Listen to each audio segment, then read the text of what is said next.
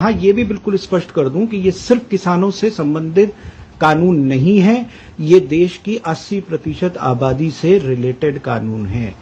ये भ्रांति फैलाई जा रही है कि इससे सिर्फ किसानों का सरोकार है।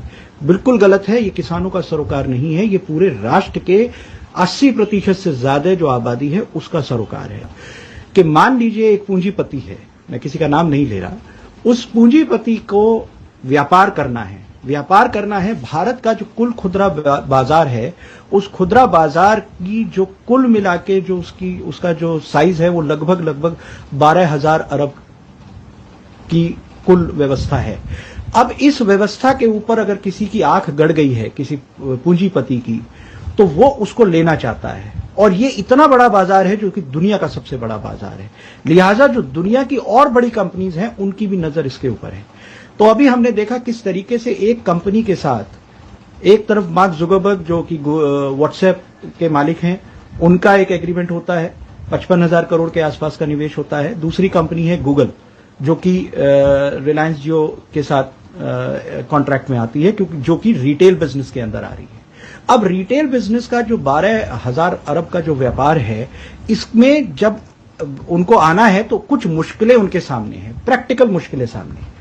सबसे पहली बात यह है कि इस देश के जो मौजूदा कानून था, उस कानून में जो कृषि उत्पाद थे वो राज्यों के सरोकार थे। इसलिए अलग अलग प्रदेश में अलग अलग कानून के हिसाब से मंडियां समितियां चलती थी। मंडी में ही खेती किसानी के उत्पाद कोई दूसरा आदमी खरीद सकता था। यहां मैं स्पष्ट कर दूं कि किसानों को अपनी उपज बेचने से कहीं कोई रोक टोक नहीं थी। पहले से ही किसान आजाद था, वो अपने उत्पाद कहीं भी बेच सकता था राज्य की सीमाओं के अंदर। लेकिन इसमें भी एक बहुत बड़ी भ्रांति लगातार फैलाई जा रही है।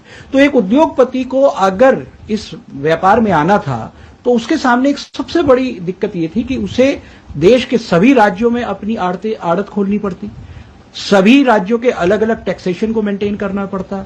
कहीं पे 2% टैक्स है, कहीं पे 4% टैक्स है, 2 से 6% के आसपास का टैक्स वेरिएशन है पूरे देश के अंदर। तो इस पूरी व्यवस्था से उसको व्यापार करने में बहुत बड़ी दिक्कत और तकलीफ आने वाली थी। इसीलिए एपीएमसी एक्ट को डाइल्यूट किया गया। अब उस उद्योगपति को, उस व्यापारी को, उस पूंजीपति को कोई लाइसेंस कहीं लेने की जरूरत नहीं है। पूरे देश भर में से कहीं भी अपने एजेंटों को भेज के वो माल खरीद सकता है। तो ये उस व्यापार की व्यवस्था को आसान और सुलभ करने के लिए पहला एक्ट खत्म किया गया, जो कि एपीएमसी एक्ट है। अब जब उस व्यापारी ने माल खरीदना शुरू किया, तो जब उसने माल खरीदा है तो अब उसकी जो दूसरी दिक्कत है वो ये है कि मान लीजिए वो एक सीमा से अधिक माल का स्टोरेज करता है, क्योंकि जब माल पूरे देश में खरीदेगा तो स्टोरेज कैपेसिटी बढ़ेगी। तो उस स्टोरेज कैपेसिटी को वो बढ़ा नहीं सकता, क्योंकि जो उस अभी तक के जो देश के कानून थे वो जमाखोरी के खिलाफ थे, आप जमाखोरी नहीं कर सकते थे।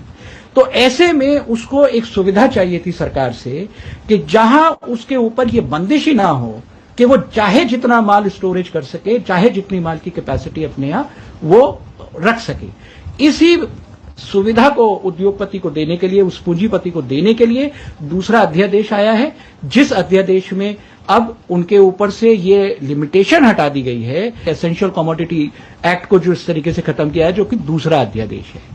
अब जो उद्योगपति है, जो पूंजीपति है, वो चाहे 1 है या 50 है, हमें इससे सरोकार नहीं है, लेकिन उन पूंजीपतियों ने सबसे पहले उनको ये सुविधा दी गई कि पूरे देश में कहीं से माल खरीद सके। दूसरी सुविधा उन्हें दी गई कि जब वो माल खरीद रहे हैं तो उसको स्टोरेज कर सकें। इन दोनों के लिए 2 नए कानून हो गए।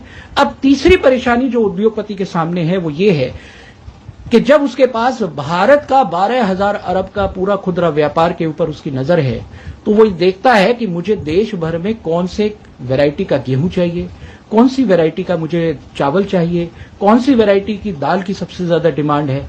आज की स्थिति में जो भारत का आम किसान है वो अपनी मर्जी के मुताबिक अपने यहां अपनी क्षेत्रीय आधार पर अपनी फसलों को उगाता है। वो व्यवस्था उस व्यापारी के लिए ठीक नहीं है। तो किसान अपने खेत में क्या बोएगा, इस बात को लागू करने के लिए अब तीसरा अध्यादेश आया है, जो कि कॉन्ट्रैक्ट फार्मिंग के शेप में हमारे सामने है, जहां किसान को एक तरीके से ये बाध्य किया जाएगा कि वो कौन सी फसल बोए, किस तरीके का उत्पाद पैदा करे, कितनी फसल को पैदा करे। तो ये तीनों के तीनों अध्यादेश, इनका किसान से कोई लेना देना नहीं है। ये किसान को बर्बाद करेंगे और ये उद्योगपतियों के लिए, पूंजीपतियों के लिए एक नई बाजार की जो व्यवस्था है, जो नया वर्ल्ड ऑर्डर आ रहा है पोस्ट कोरोना, इसमें वो कैसे इस बड़े व्यापार को, दुनिया के सबसे बड़े व्यापार में उनकी हिस्सेदारी बड़ी कैसे हो, ये इसलिए ये सारे के सारे अध्यादेश आए हैं।